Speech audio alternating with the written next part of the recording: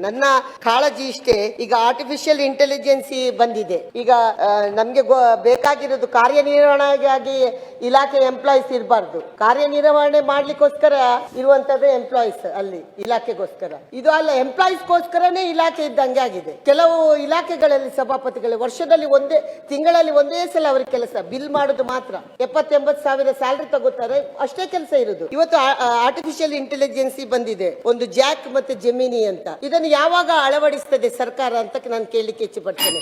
ಯಾಕೆಂದ್ರೆ ಅಲ್ಲ, ಒಂದೇ ನಿಮಿಷ ಸಭಾಪತಿಗಳು, ಈ ಇತ್ತೀಚೆಗೆ ಬಂದಂತ ಜಾಕ್ ಎನ್ನುವುದು ಎಷ್ಟು ಇಂಪ್ಲಿಮೆಂಟ್ ಮಾಡಿದೆ ಅಂತ ಹೇಳಿದ್ರೆ ಎಲ್ಲ ಭಾಷೆಯಲ್ಲಿ ಕೂಡ ಅದು ಉತ್ತರ ಕೊಡುತ್ತೆ. ನೀವು ಯಾವ ಕರ್ನಾಟಕ ಭಾಷೆ ಕನ್ನಡ ಹೇಳಿದ್ರು ಆಗುತ್ತೆ, ಮಂಗಳೂರು ಕನ್ನಡ, ಹುಬ್ಳಿ ಕನ್ನಡ, ಬೇರೆ ಬೇರೆ ಕನ್ನಡ ಭಾಷೆಯನ್ನು ಕೇಳಿದ್ರು ಕೂಡ ಉತ್ತರವನ್ನು ಕೊಡುವಂತದನ್ನ ಮಾಡುತ್ತೆ. ಇದು